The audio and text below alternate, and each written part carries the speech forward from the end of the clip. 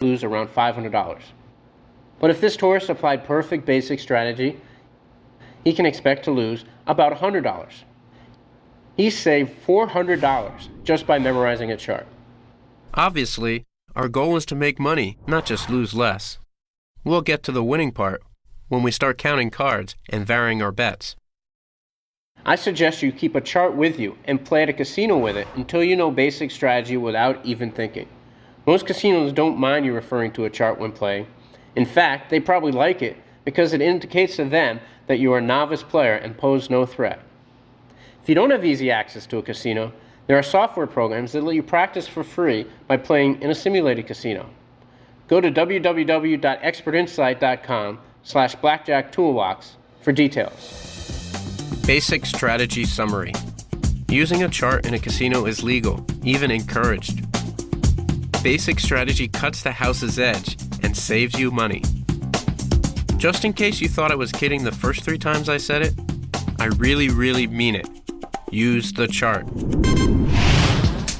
Let's head back to the fictional casino and look at basic strategy in action. Since the casino still has an advantage, I want to find the table that gives me value for my money.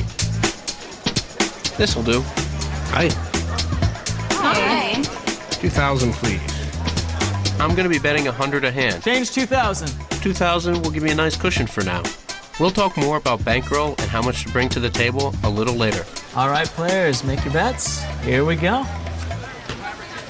5, 6, 8, 9.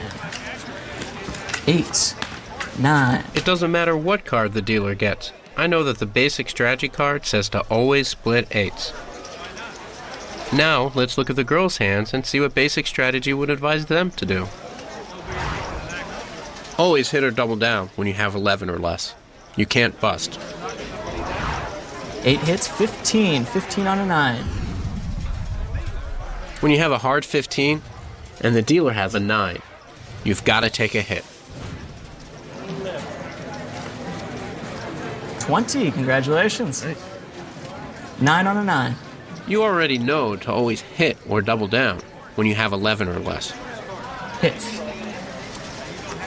17. 17 on a 9. Stay. Nice. Very nice. Okay, my turn.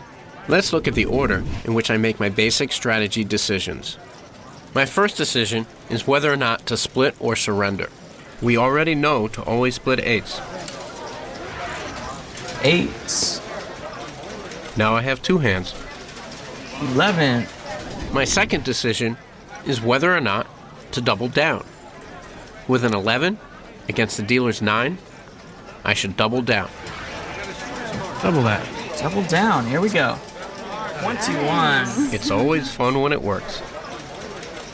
15.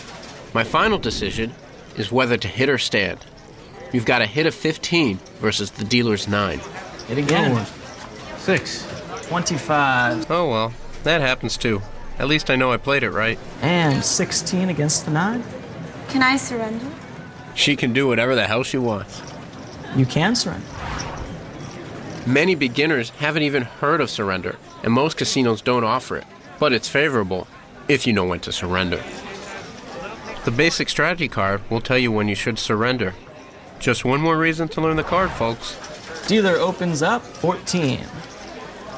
14 hits, 24. Congratulations, you guys win. Let me get this straight. So the only way to win money in blackjack is by counting cards? Basically. Don't you have to be a genius to do that? Don't you have to be a genius to count cards? Not at all.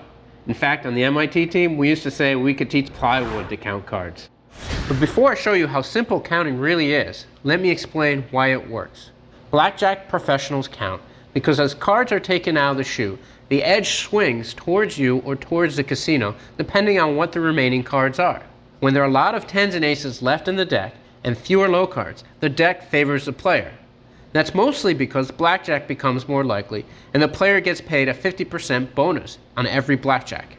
The card counting system I'm going to teach is called high-low. It's simple to learn, yet powerful enough to serve as the preferred counting system for the MIT Blackjack team. Here's how it works. Low cards, 2 through 6, are good when removed and are assigned the value +1, High cards, 10s through aces, are bad when removed and are assigned the value -1. The middle cards, 7, 8, and 9, are mostly neutral and assign the value of 0.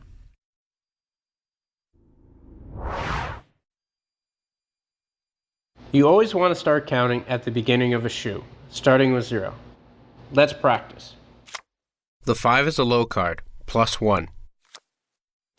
The 7 is worth 0, so the count stays at +1.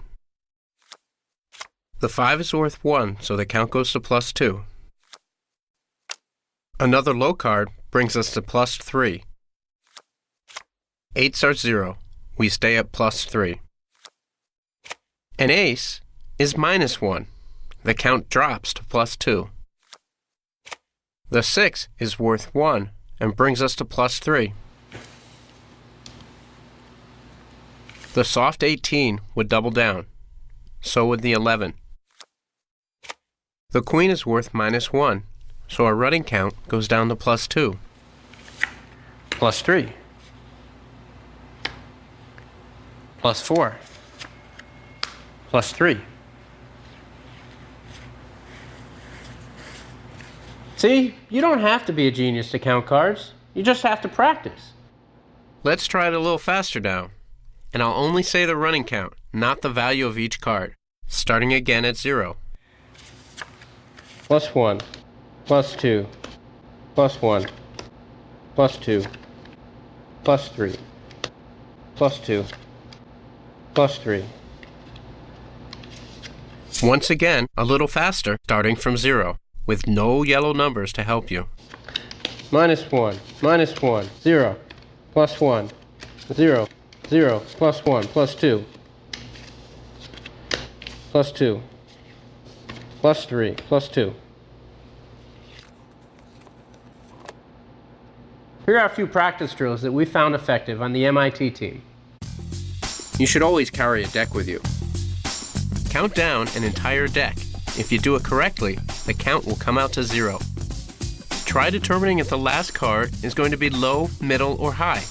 When you're counting right, you'll know what it is. Deal cards on a table while keeping the count.